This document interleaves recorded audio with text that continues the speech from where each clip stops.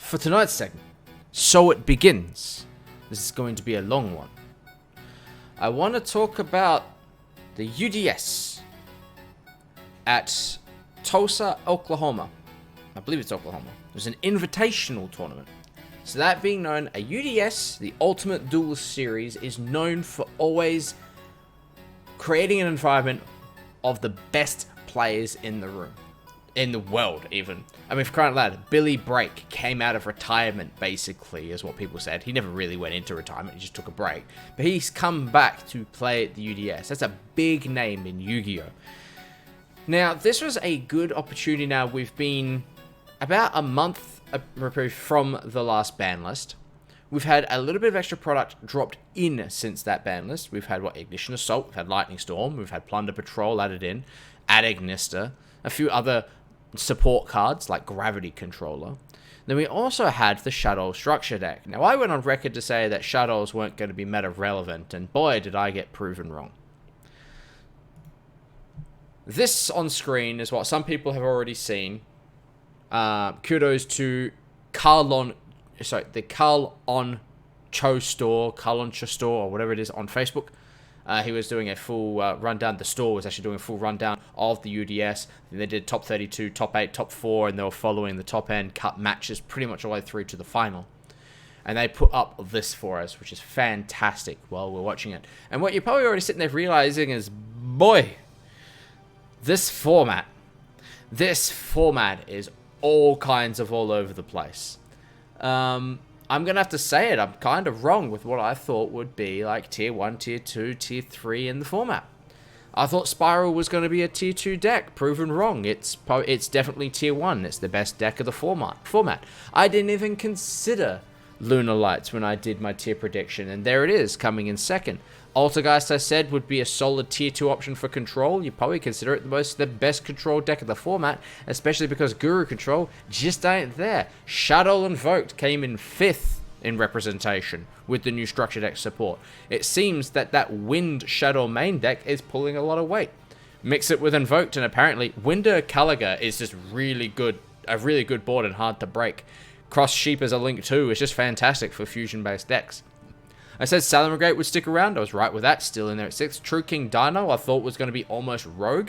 Proven wrong. Its ability to OTK is amazing. I never thought I'd see Mystic Mind Stun rear its ugly head in a top 32 breakdown ever again. I thought Hero would be higher up. RokketLink is still a thing, apparently. And Infernoid is still basically showing its head in top 32s, which expert piloting from the person who ran it, he's played nothing but Infernoids. It makes sense that it sometimes sneaks its way in. It did the same thing at YCS Sydney as well. So, and as people have already picked up in chat, first place was RokketLink. And it beat Invoked Shaddoll in second place. And then top 4 was True King Dino and Scrap SPYral. That's a hell of a meta to be walking into. So what does this say? What does it say? Well, here's the thing that we can take away from all of this right now. From the top, SPYral, graveyard-centric. Lunarlight, graveyard-centric. Altergeist, there's a bit of graveyard centricity there. Shaddoll Invoked, graveyard-centric. Salamangreat, graveyard-centric. True King Dino has some graveyard abilities and things like Miscellaneousaurus and Baby Ceresaurus, so you can actually say, yep, there's some graveyard effects there. Mystic Mind Stun is the anti-meta choice that's taken over since True Draco got hit again. Hero, graveyard-centric. RokketLink has graveyard-based effects. Infernoid, graveyard-centric, on top of Decatron being summoned out by Monster Gate. This is a graveyard-centric, bar none's meta that we're in right now. So what we're basically going to be looking at from here on is, do not be surprised if side decks start to form in such a way that we're hitting the graveyard more than we're actually hitting people's hands or people's boards, along with the obvious board wipes of Lightning Storm, Dark Ruler, No More, Nibiru, things of that kind. But it's a very interesting format to be in. And this is probably what we're going to see from here until April 1st. You're probably going to see SPYral start taking a little bit more of the top cut as people start making some of the new variants and of SPYral decks. I've seen about half the SPYral decks so far of the top 32, there was like, I think it was like 7. 3 of them weren't even running Where Art Thou. They've just taken it completely out of the deck. Some people have decided they're going to main deck Drolls, and they're going to main deck DD Crows, and they're even starting to think we're going to main deck things like Dark Ruler No More and Nibiru. Some big bomb cards where we just see it going second against these boards. You just win. You just auto-win against them. But it definitely shows to the power of the current format right now. If we thought that last format was low power, this one's kind of meeting the same fate. The SPYral board is not overly powerful. It's 1 negate plus sleeper. It's a resilient board, but it's not so much a powerful board. Lunar Lights is basically, I have Gamma that I can use in hand, a rank 4, and a floating redoer. That's not what we call a very powerful board, but it is resilient. That kind of board can actually beat through an evenly matched quite well. Altergeist is still doing what Altergeist does. It's not a powerful board, it just stops you from playing. Shaddoll Invoked is probably the most powerful board in Floodgate effects when it goes Caligar and Winder, but it's still not just stopping you from playing. You still get a special summon, you still get a monster effect, you still attack with the monster, so you still have options of what you can do. And that seems to be the running gag. The power ceiling of these decks, compared to previous formats, is very, very low. But I am honestly... I'm humbled by this in saying that Shaddoll Invoked is actually a deck that is worth looking out for, and a deck that I'm looking to pick up now since this UDS. All I gotta do is buy 3 of the structure decks, and I've got it, which is a fantastic thing. It means upgrading a deck to top tier is going to cost me all of like 50 Australian dollars, which is fantastic. However, what I wanted to do is have a look at some of those top 4 decks. I'm going to bring up the winning deck in RokketLink, just to appease the semi-Phoenix in chat, because he is the Dragon Link player that was all tears when Ib got banned. It's definitely showing that the deck is still playable in an expert pilot's hands. Do not go to an event thinking you can win with RokketLink. Go into it thinking that you're going to go bomb some kids because they have no idea what the deck does. It's that wild card. Put it in an expert pilot's hands and suddenly it will do so much. Give it to a random person, it doesn't do much at all. Not like Sky Striker Trickstar used to do back in 2018. 2019, I forget. The second place deck in Shaddoll Invoked. It's a brand new deck that's come out of the woodwork, so it's probably a good thing that we have a look at that, see what the weaknesses are, see what the strengths are, what kind of board does that thing create. And then we'll also look at the Scrap SPYral deck that came top 4. He honestly said he just got unlucky in Game 3 and just ended up losing because he opened double Master Plan. But it's an idea, it's something to look at. It's not a version of the deck that I thought would actually be viable, but after sitting there and thinking on it, summoning Apollosa on your 5th summon before you SPYral combo with Magician's Soul is actually really fucking good. So, let's go into these and see what happens. We'll minimize this out, we might come back to it a bit later. And we'll start with the top 4 of the Scrap SPYral deck. We'll end with the deck that won, shall we? I forget the names of these people who won. Go on to Triff Gaming's YouTube channel. Go to Triff's channel. I believe he did the deck profiles, along with Asian Persuasion. Did the deck profiles of all those, I believe, from top 16 up. I know they hit 4th, 2nd, and 1st. So go and check them out. Look at the video, though. Their own reasoning will be on those videos. I'm not here to judge them and their reasoning. I'm more just here to have a look at these decks and just see how things have formed in this meta right now. So, SPYral. This is a different version of SPYral than the one that I put up before. I had a pure version of SPYral that I picked up from, I think it was the regional at Pasadena, which looked kind of like this. It had Where Art Thou, it had ways to search DD Crow, it could search Adelaide and Lotbird because of Where Art Thou, but it was pure SPYral based. Basically, it opens Magician's Soul, it goes nuts. If it doesn't open Magician's Soul, it does old SPYral combo.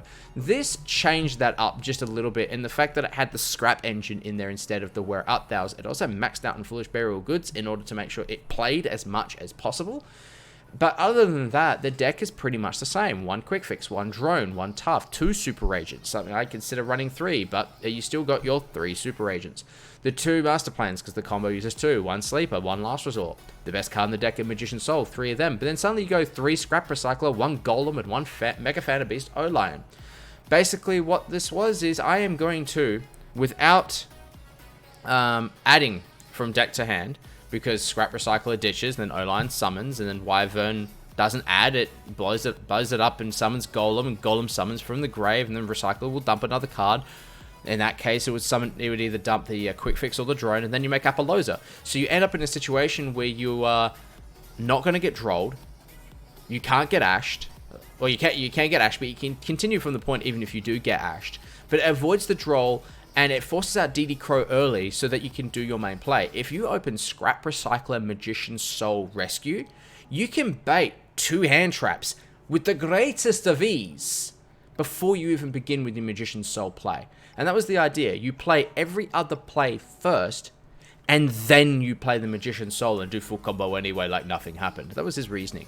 So he's like, Recycler with the Golem and the Mecha Phantom Beast. Lion was a way into Wyvern, pick apart opponent's boards while going second. But if you're going first, you simply set a card that you don't need, blow it up, rescue, get it into the graveyard, summon out the Golem, summon out the Recycler, and dump Quick Fix because maybe you blow up Assault. Blow up Quick Fix because, you know, no, it's not a block. It's blow up the rescue because you sent Quick Fix off the Recycler, and then summon out the Quick Fix using the rescue, and you can get an effect off that.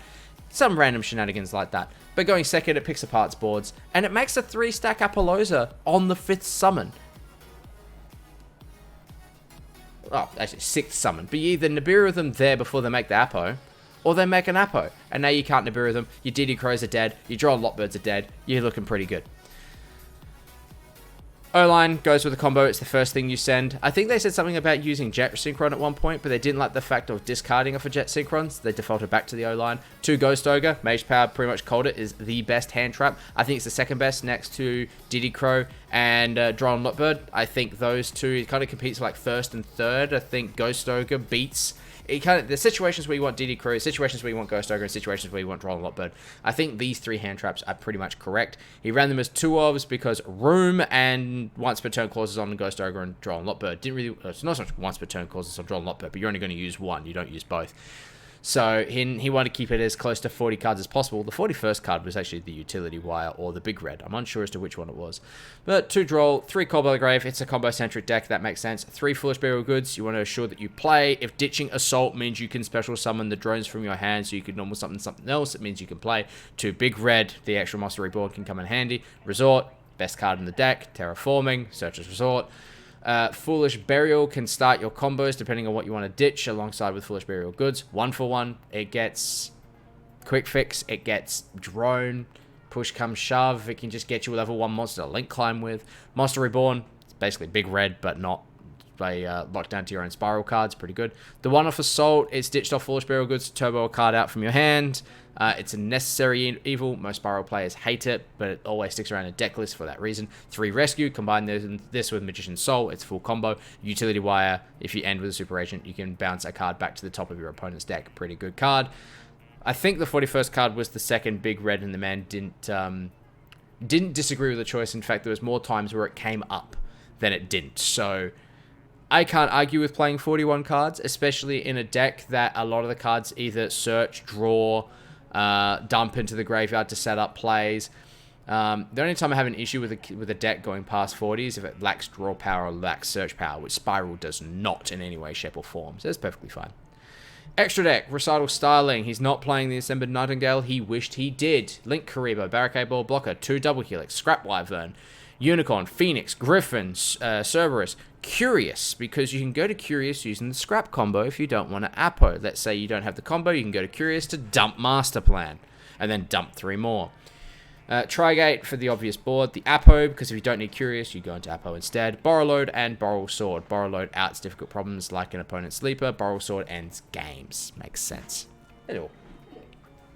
Side deck, 2 Lancia. We're in a graveyard-centric format. Sometimes Lancia, he was trying to predict Orcus, thought it would rear its ugly head, but graveyard-centric format. If they're doing graveyard banishing, perfectly fine. Lancia's good. 2 Nibiru, it's generic, it's pretty good. Good against hyper combo, unless they can play through it. I actually am not a big fan of Nibiru right now. I think you probably could have just maxed out on things like Lightning Storm and Dark Ruler further down the line instead of this. And I believe he came to the same conclusion. I think Nibiru is kind of like an overhyped card. A lot of decks can simply just play through it if they have any kind of extender. 2 Twin Twister, back row. 2 Mind Control, because you can only run 2. Also, it's just an amazing card to just pinch away an opponent's material and use it for yourself.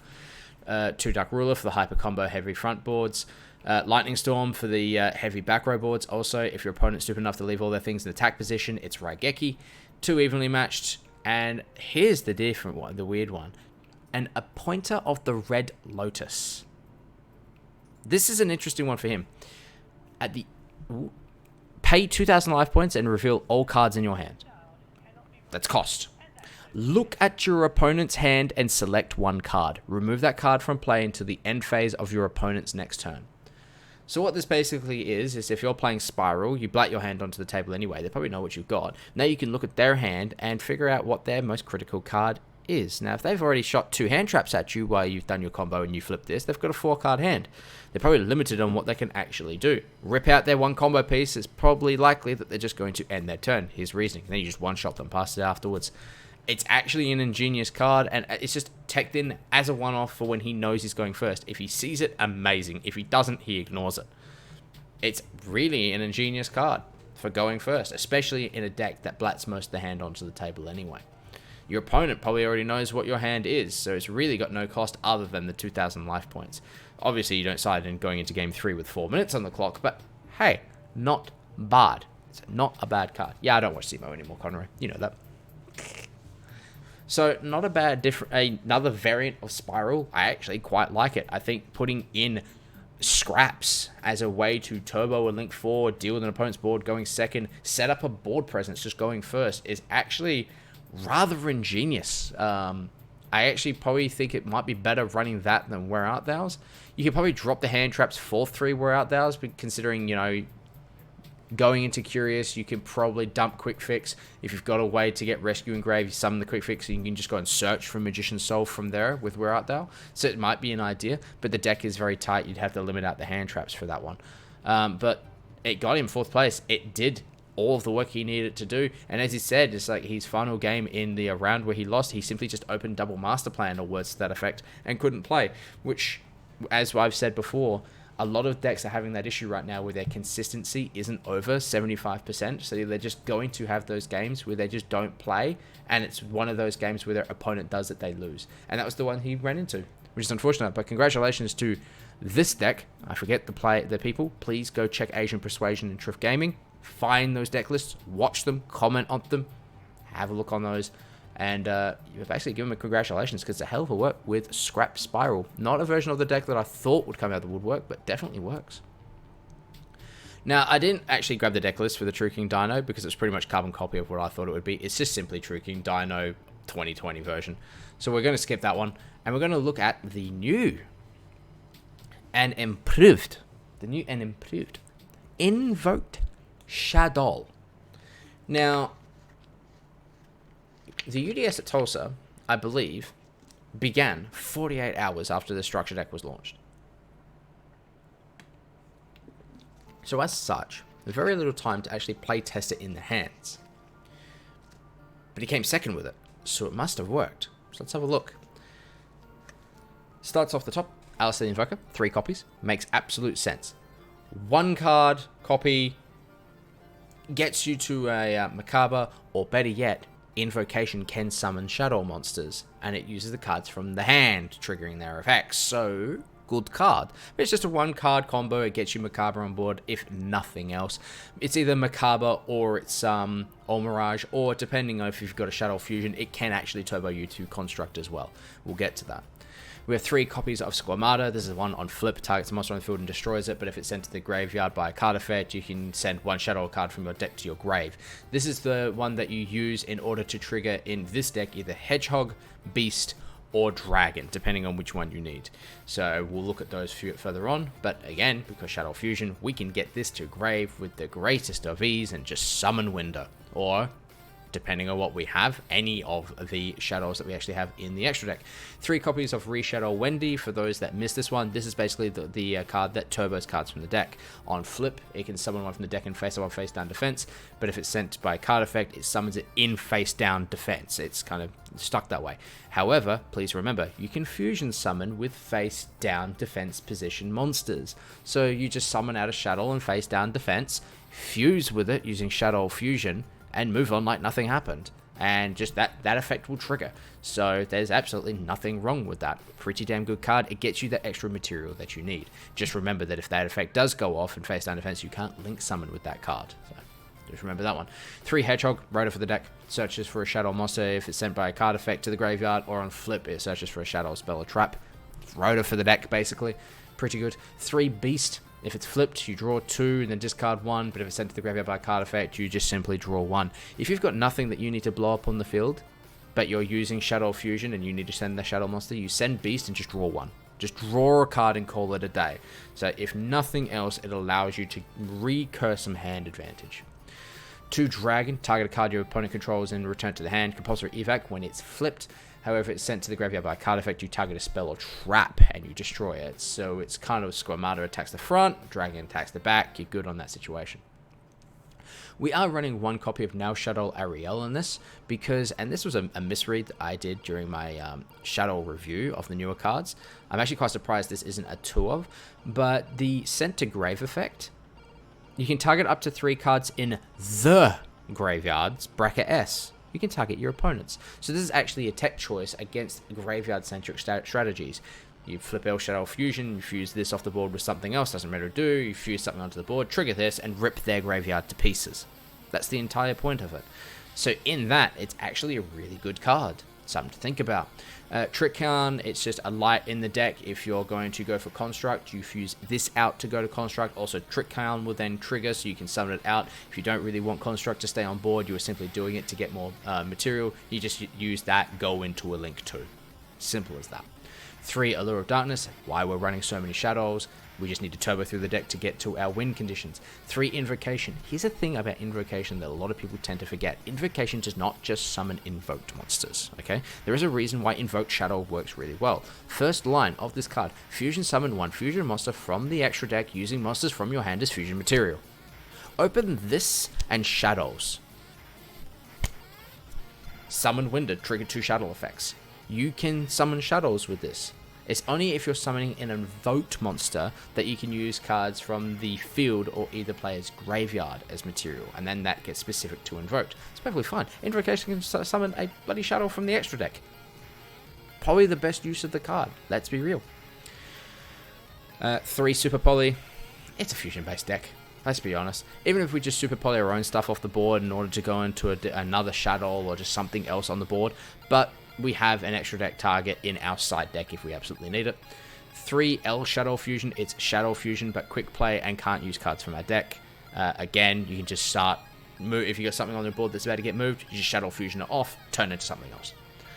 3 Normal Shaddoll Fusion. Opening this going second is the absolute nuts, but be warned, this can be ashed. However, if it gets judgmented, you may activate a second copy because it has a once per turn activation clause, not a once per turn use clause.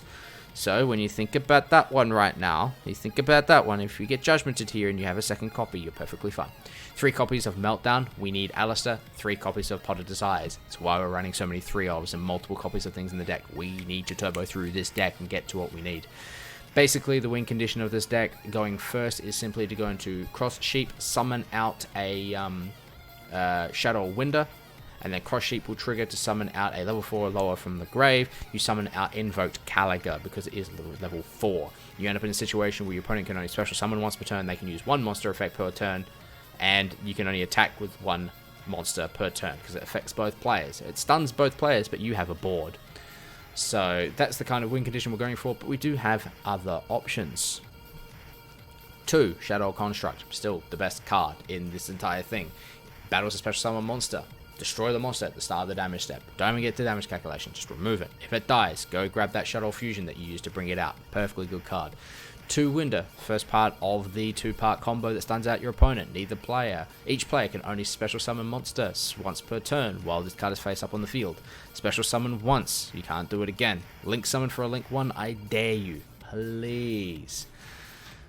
Invoked Elysium. This is a card in Invoked that most people ignore, but is a very good way to board wipe somebody. It takes 1 Invoked monster and 1 monster that was special summoned from the extra deck. Cool. You can use an Invoked monster from your graveyard because you're using Invocation to probably summon this out. Perfectly fine. And 1 monster that was special summoned from the extra deck. You're probably using one of your own extra deck monsters. Cross Sheep, for instance. It must first be fusion summoned with the above fusion materials, so we're going to have to do it properly with Invocation. While face up on the field, this card is also Dark Earth, Water, Fire, and Wind attribute. It is also Light, so it counts as all 6, except for counts for the 6 except for Divine. But once per turn during either player's turn, quick effect, You can target one invoked monster you control or in your graveyard, banish it and all monsters your opponent controls with the same attribute as that monster. It can target itself. So if you've got an opponent that's running pure light, you banish the Macabre that you summoned before. If they've got, say, going all fire, you banish a Purgatrio. If they're, say, all over the place, you banish itself and you banish their board. Pretty good. It's just another kind of way into a Shaddoll board, right? I like this. The one invoked Macabre, we have a way to railroad ourselves into a light monster off of a normal summoned Alistair, so we can actually one card our way into a Macabre. That's why we only need the one. So in a simplified game state, Macabre just wins games. Purgatrio, for when we're ready to end the game, this card comes out and ends the game. Gets really big, gets 200 attack for each card your opponent controls. This card can attack all monsters your opponent controls once each, and if it attacks the defense position monster, inflict piercing battle damage. It usually comes out in conjunction with Macabre next to it. In pure invoked, or invoked Mech Knights, usually get Book of the Lord into this, or Book of the Lord out of this into Macabre if an OTK doesn't work. But it's just an all-round good card. Just, use your opponent's Ash Blossom from their graveyard and off you go. Invoked Caliga, Alice the Invoker, and one Dark monster. Remember, we're playing Shadows. This is really easy to get into. If a player's monster effect attempts to activate, let me read that again. If a player's monster's effect attempts to activate, none of that player's monsters can activate their effects for the rest of this turn while this card is face up on the field. So if it attempts to activate, not if it activates, if it even attempts to activate. There's a reason for that wording, Solemn Judgment. They made an attempt to activate an effect. The game state remembers that they attempted to activate an effect, but the activation just never happened. I think. I could be wrong. But if you say they attempt to activate a monster effect and you just Ash Blossom it, that's their monster effect for the turn. Each player can attack with only one monster during each battle phase. So they get one monster to attack with. They're probably going to try and attack into this. Alice the Invoker can be pitched from hand at any point during the player's turn to give a fusion monster 1000 attack and defense. This is a 2800 defense wall. Good luck running into this in your first turn. We're running the new El Shaddoll app Cologne. The one that I thought was a little bit weird because it was on special summon. It can target a face-up card on the field and negate its effects. That negation is permanent. That was the reason he ran it. I'm seeing a few other variants of this where they don't run App Cologne because they don't think it's impactful enough. Also, hard once per turn clauses. So, unlike things like Shaddoll Construct. So, if you're going to run it as a one-off. Don't run it as any more. But negating just a card permanently off the board, that one-off Dragonic Diagram, that one-off Spiral Resort that's still on the board, can be quite impactful. We're also running World Chalice, Guard Dragon, Armaduke. This is the other reason we're running Super Polys. We're basically fusing off the link-based board of Spiral or any link-based strategy.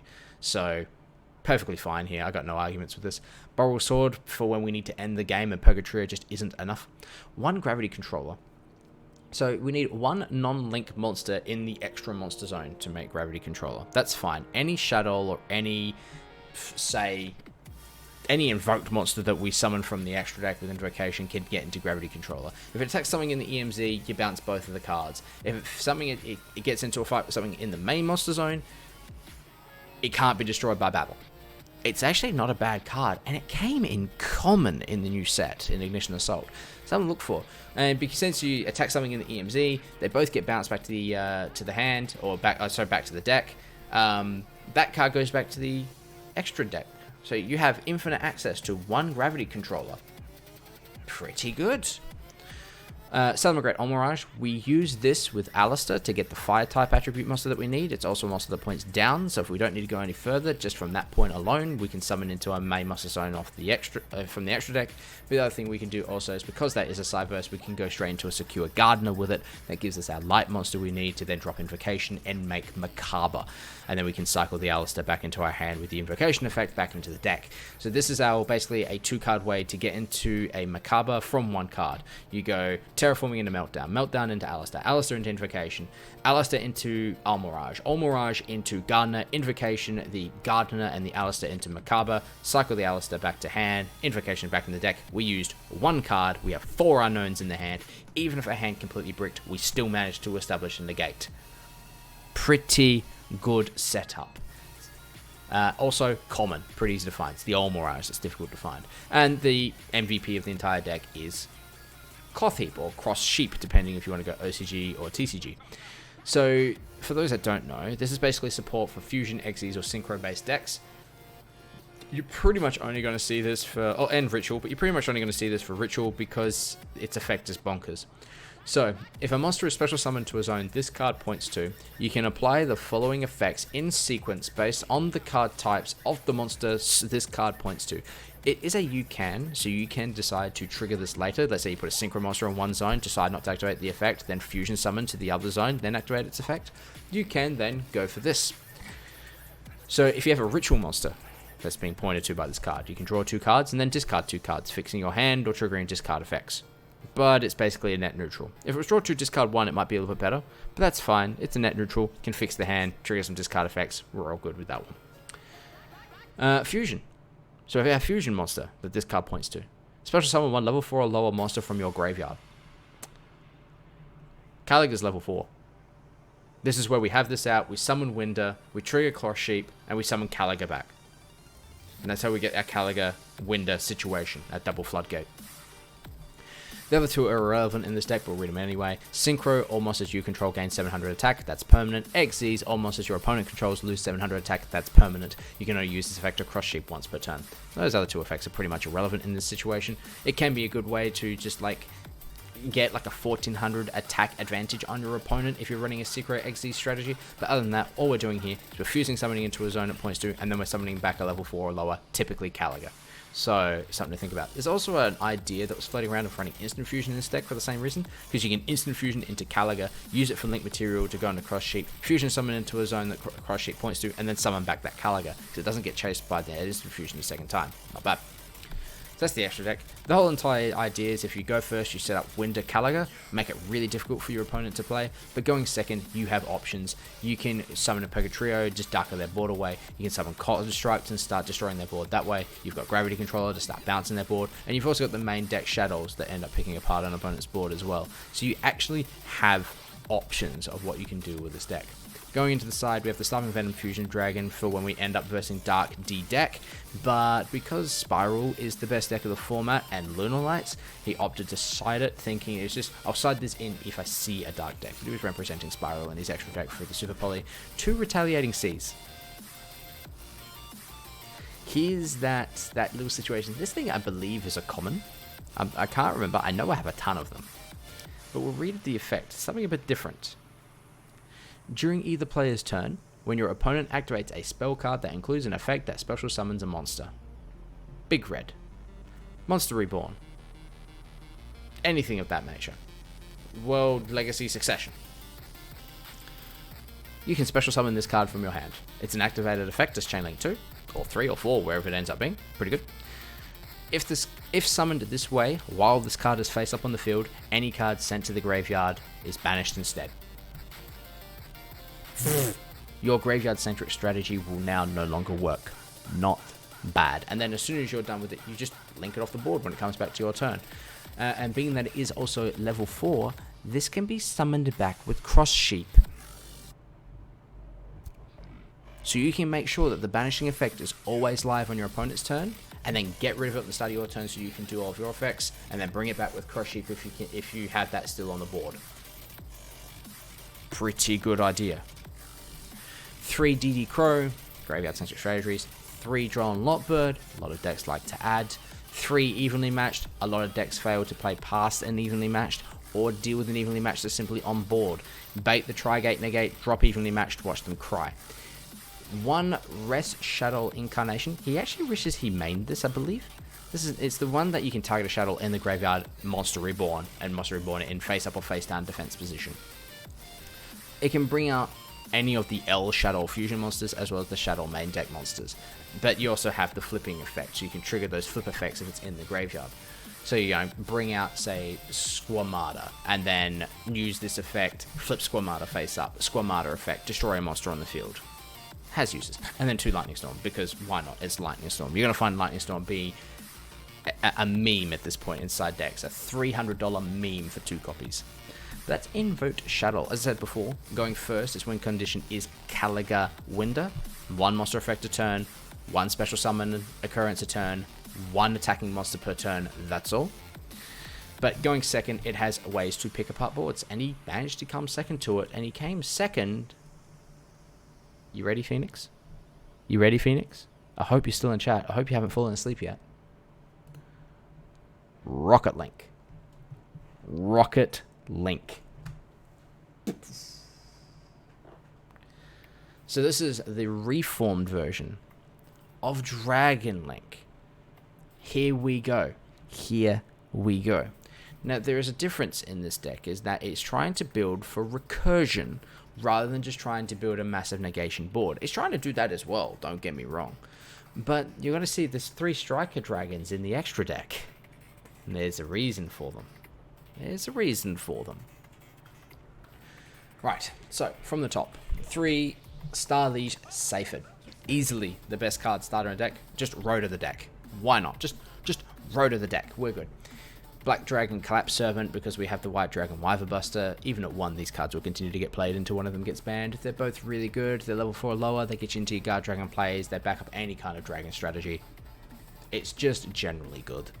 3 Rocket Tracer, best rocket in the deck. Summonable by quick launch, starts your entire plays off. Makes it really awkward for your opponent to play too, because that destruction effect is a quick effect to summon a rocket from the deck.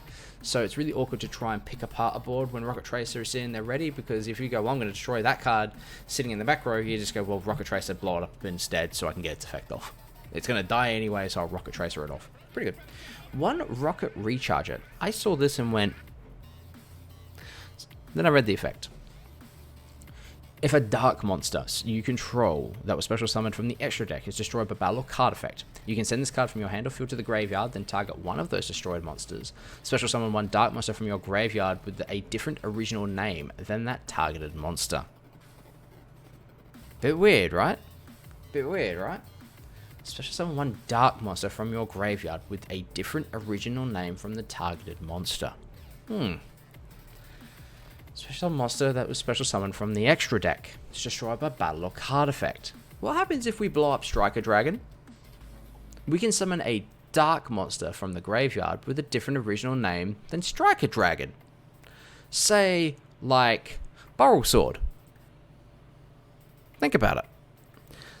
This is kind of why we have 3 copies of Striker Dragon, because if we have a quick way to it and then we can get this on board, we have access to every single dark monster in our graveyard that's sitting there waiting to come back and rear its ugly head. Not bad. Other effects, you can only use this effect once per turn. While you control a dark monster special summon from the extra deck, your opponent's monsters cannot target this card for attacks. That's important because it does have 0 attack. So if it happens to be on board, I don't know why you'd have it on board. It should be in your hand. It's effectively a hand trap. But at least in that way, if you are holding on to, say, like a Borrowload Savage Dragon on board, or the Draco Berserker of the 10-year, or Heraldic Seal, or something like that, they can't just go in and attack this. So... not bad. It's actually a really good card for recursion. It's great in the grind game. And summonable with Rocket Tracer. Silver Rocket Dragon.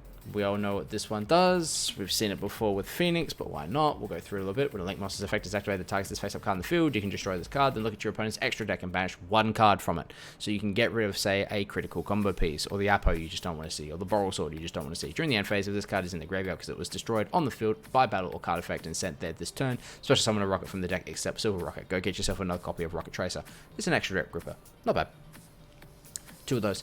2 Magna Rocket, same initial thing, but so you destroy this card and then send 1 monster on the field to the graveyard. It's a non-targeting send. It's Dingirsu.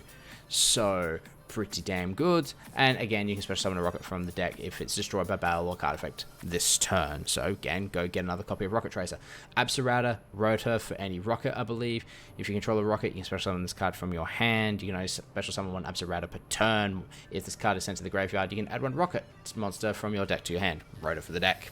Go and add Rocket Tracer. Go and add whatever rocket you need. Red Eyes Darkness, Metal Dragon, we've all seen this in Dragon Link, it's the reason it works. 1 Destrudo, because we do some synchro plays, but also because simply we target a level 4, this becomes level 3, we can now use this for Guard Dragon players or just any kind of Dragon Link play. 1 Keeper of the Shrine. This one threw me off, and I'm still trying to figure out where this comes in, but maybe you guys can enlighten me. 0 attack, 2100, defense, dragon, dark, so it doesn't limit us in that. It is level 4, so we can get into our guard dragon plays with it. This card can be treated as 2 tributes for the tribute summon of a dragon type monster. Okay, Alright, fair. Next. While this card is in your hand or graveyard, if a face-up dragon type monster on the field, except Keeper, is sent to the graveyard by a card effect, or because it was destroyed by battle, you can special summon this card. Then, if that monster sent to the graveyard is a normal monster, you can add one dragon type normal monster from your graveyard to your hand. Now, it's obviously meant for blue eyes. But I think it's just a simple thing of it's just one extra part of recursion. Rocket Tracer, blow up, a face-up dragon, summon rocket from the deck, trigger Keeper, summon, we have another level 4 dragon. I think really that's the only reason for this, but I guess in a pinch you could also just tribute summon in an Absurata dragon in a pinch, I guess. I honestly don't understand it too much. You can, I guess, instead of banishing it, you can tribute it in for Red Eyes Darkness Metal Dragon. There's some applications there, but I'm unsure as to actually how good this card is, unlike Omni Dragon Brotor. Or Levianeer for that matter. No Dragon Rule, no Tempest. No Tempest. You're a good pickup. No Tempest in this deck. If a monster you control is destroyed by battle or an opponent's card effect, you can special summon this card from the graveyard if it was there when the monster is destroyed, or hand even if not, but banish it when it leaves the field. If this card is special summoned, you can target one face-up monster in the field, discard one, and if you do, add one monster from your deck to your hand with the same type and attribute as the target but a different name. Brotor is a Dark Dragon. Go and search for any Dark Dragon in the deck. Pretty good. Levianeer. Usually in here, we're using 3 darks, we're shuffling a card out from our opponent's hand back into the deck, so we rip one, pretty good. One single Phantasme, he was thinking of cutting it, I believe it was the 40th card, could be right, could be wrong. 3 Ash and 3 Droll, generic hand trap for Rogue, generic hand trap for almost anything that adds from deck to hand, pretty good. 3 Crick Resolve, gets you to Rocket Tracer. 2 Boot Sector Launch, we are playing multiple Striker Dragons, so we can go and search for a second copy. If we summon out Striker Dragon, then target the Rocket Tracer to trigger off Rocket Recharger. Before we do that, we go get ourselves another Boot Sector Launch. Help us flood the board. We have a Dragon Ravine. We have a Romulus. We can search for it. We have 2 World Legacy Guard Dragon. 2 World Legacy Guard Dragon if we want to move things around. Maybe hard opening one might be an idea. Unsure. I think 1 is perfectly fine, but he decided he wanted to run 2. Sure. Okay. 1 Dragon Shrine and 1 Foolish Burial. Ditch Absurata. Get a search. 3 Cosmic Cyclone. We're still basically respecting Mystic Mine. Still got to respect that Mystic Mine while it rears its ugly head in the format, and rightfully so, it did get 2 tops in the top 32. Pretty solid main deck. I still do question Keeper of the Shrine. I'm unsure as to what the application of that actually is. It seems to be very limited. I think a Tempest in here would actually be an idea, as you guys said. But I think there's also applications to just get rid of Tempest and just not have it. And again, 2 World Legacy Guard Dragon. I'm unsure as to why these are even here. Maybe it's to, if you've got hands where you can't set up LP Pisty because you can't get to Pisty and you've got diagonals as arrows and you summon LP, at least you can move it because you've hard drawn it. It just seems a bit odd to me. But hey, must have worked. Extra deck, 3 Striker Dragon. Again, because we have the Rocket Recharger, we can target our Striker Dragon with Rocket Tracer, go Recharger, and summon out any dark monster from our deck that isn't Striker Dragon. It also helps us get us our second Boot Sector Launch for more recursion on our second turn, so it allows us to really push in turn 2. 1 Pisty, 1 LP, 1 Heretic Seal. Makes sense. We can Guard Dragon play. There's no reason to ignore it. 1 Romulus to search out Dragon Ravine, and it's also because it's just generic 2 dragon monsters to make this thing pretty good. 1 Beat Cop, just in case we're stuck and we need to get into a card that does point down because we're stuck to darks because we've used Rocket Tracer. Here's the dark option. We do have the Quad Boral and the Delingerous Dragon as a text to help apply into more of the rocket strategy. I know that wasn't words, I apologize. So, Quad Boral, you can discard 1 card and target 1 face-up monster on the field. You cannot special summon Link 2 or lower monsters from the extra deck for the rest of the turn. Also destroy the targeted monster. Then, if it was a Link monster, you can special summon any number of rocket monsters with different names from your hand or graveyard up to its Link rating. So, it's a way to, like, swarm the board. But you just got to remember from here on, you have to link into Link 3s or higher. But that's generally not an issue if you've already picked apart the board enough. It's also a case of, I believe, for the rest of the turn. So you can do all your Link 1 and 2 plays before you go into this. Second effect on top of that is nothing. There is no second effect, sorry. It's a once per turn clause. Hard once per turn clause. Delingerous Dragon. Once per turn during your opponent's end phase, you can target 1 attack position monster your opponent controls that did not declare an attack this turn, destroy it, and if you do, inflict damage to your opponent equal to the monster's original attack. If a rocket monster, (S), is special summoned to your field, boot sector launch. While this card is in your graveyard, you can special summon this card, but banish it when it leaves the field. It's free link material, basically. It's a floating link 2 that comes back, an easy way to get into Borrow Sword, because, you know, boot sector launch, summon 2, Dealing Dragon, link 4. Poof. Triple Burst. It's damage step negator. It's also the monster that points down if you have to go into a link 3, because you go 2 diagonal downs, go to LP, can't get the Pisty, make Triple Burst instead. Unchained Abomination. I'm a pop your board, and then I'm a pop your board, and then I'm a pop your board again after the battle phase, and then I'm a pop your board some more. That's basically Unchained Abomination. Borrow Sword for when we need to end the game. This thing comes out and really ends the game. And then our 2 synchro monsters, the usual 2 synchro 8s that we see in any kind of Dragon Link strategy. Borrowed Savage Dragon and Draco Berserker of the Tenyi. The one card that really caught me off in this is that there's no YuGiOh. But I'm guessing it was because he may have been respecting the fact that Droll and Lockbird is getting almost main decked in every deck now. And of course, if you go something like any kind of ad, really speaking, add off Absurata Droll, you can't work from that. And Phoenix, actually, yeah, there's no Apollosa in here either, or even an IP Masquerain. This deck seems to be favoring, I'm going to set up a medium-sized board against you, Savage Dragon, maybe Draco Berserker of the Tenyi, and Heraldic Seal. But next turn, I'm going to come at you with 15,000 attack, and I'm going to pick apart your board so damn much. It seems to be more of a thing, it almost seems like it wants to go second, but it can set up a go first board. So it's kind of like basing on, if I win the dice roll, awesome. If I lose the dice roll, fine. I still have ways to play. It's actually a really interesting deck and a new way to play Dragon Link now that Ib the World Chalice Justicar has been banned. Mummy did nothing wrong. But we go into the side deck. Things here are basically, I'm going to say it's as we expect it to be, save one thing in the anti-spell Imperial Order. Scarlet Red Dragon Archfiend for when we want to win in time. 2 Nibiru for dealing with hyper combo boards that can't play through Nibiru. Dark Ruler for when we just want to negate the entire front row and then blow it all up. 3 Lightning Storm for the back row heavy strategies. 2 anti-spell Imperial Order because spell-based problems, why not? But also, you know, most leading cards now is like Resort's a spell. If you're looking at Salamangreat, it shuts down Signet Mining, it shuts down Sanctuary, they have to set them for a turn. Heroes, they can't fusion summon. Imperial Order will do the same thing for that. There's applications for this kind of card. 1 red reboot for when we really want to make sure that we get our stuff through an Altergeist board, and then 3 evenly matched because I think it is the best side deck card next to Lightning Storm. That's your first place Dragon Link. I'm curious as to the reasoning behind No Tempest, because it is a body on board plus level 7. We could have given you some overlay plays if you really wanted to with Absurata. So that is a question I'd like to bring up to this player, but it must have worked. No Apo seems a bit weird. But again, the deck seems to be favoring more recursion than setting up one big massive board. Must have worked. The inclusion of triple Striker Dragon instead of just 2, I think 2 may have been enough, but maybe valuing that third one for the recursion may have been an idea, because Rocket Tracer into Rocket Recharger because you blow up Striker Dragon is lit. But yeah, those are the kind of questions that I would have for this kind of side deck. Also, no DD Crow and no Cold by the Graves. I'm guessing Cold by the Graves because of space, he really favors more hand traps, but you're a hyper combo deck, so where's the Cold buys?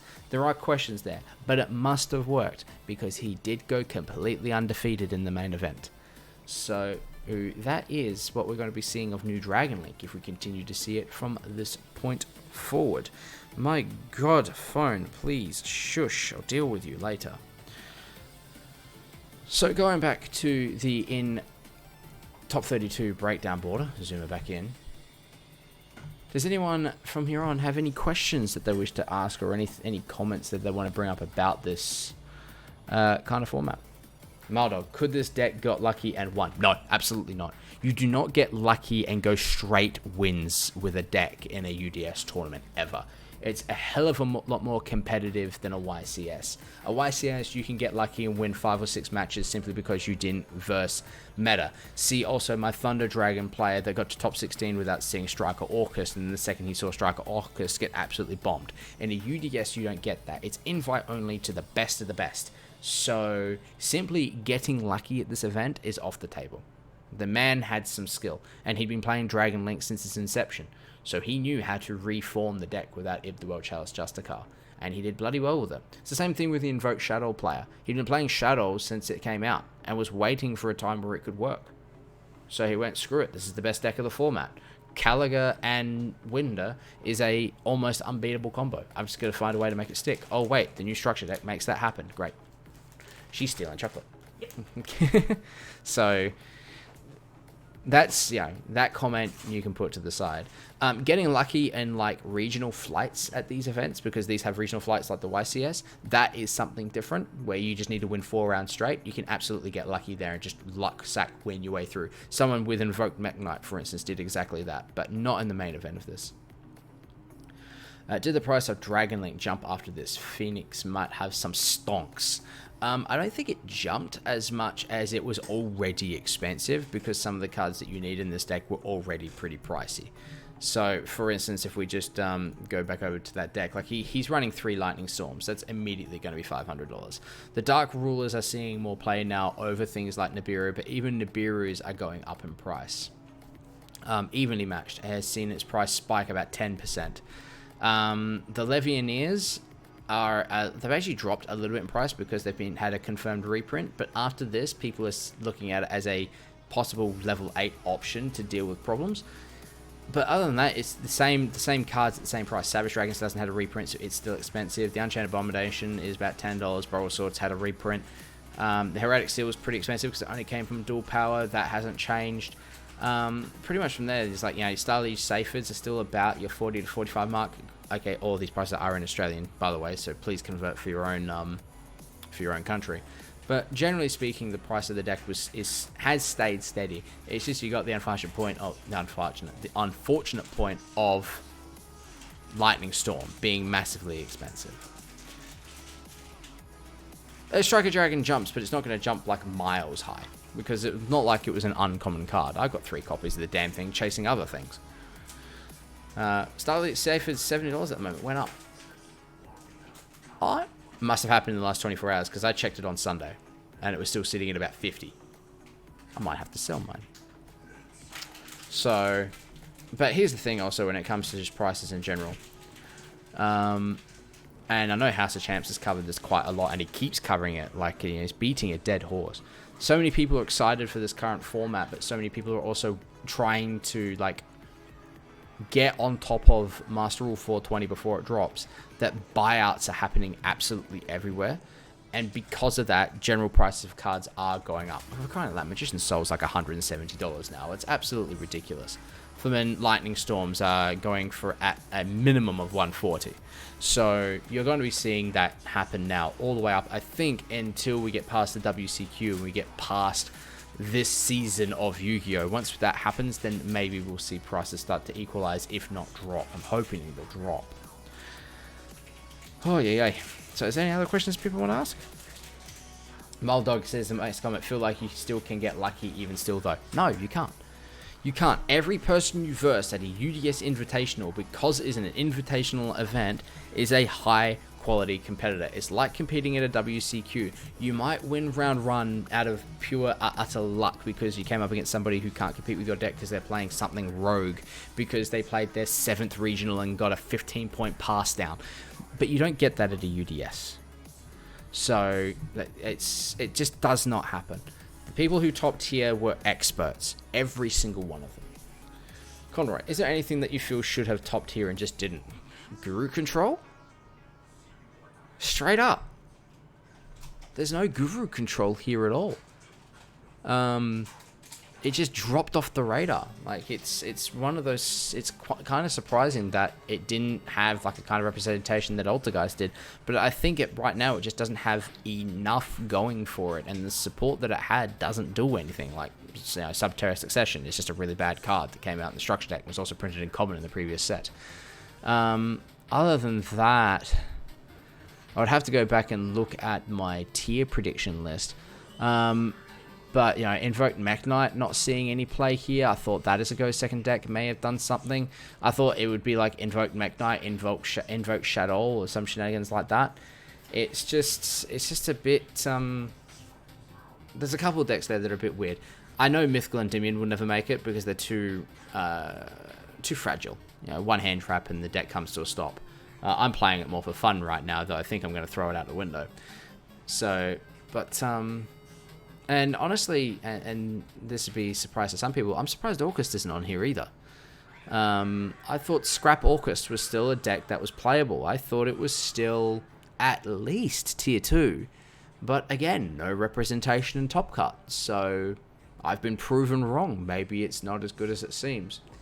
So there are a couple of decks out there that it just surprised me that they didn't show up. It could be just a simple fact that SPYral just out-competes them and can just deal with those boards. Because I don't think, pardon me, that Orcust can actually deal with a full-fledged SPYral board going second. And going first, I think the board that SPYral can do play through 3 or 4 points of interaction, and if you don't get more than that, they're still going to establish sleeper. So that could be another problem. When you mention playing a new deck, you will always have a devil on one shoulder and a dragon on the other, tempting you to join them. And then I'll do neither and play Invoked Shaddoll. Keep with the spellcasters, good sir. Because that's what I'm a spell slinger, it's what I do. But yeah, that was my opinion on the UDS. I still think the format has some time before it will settle.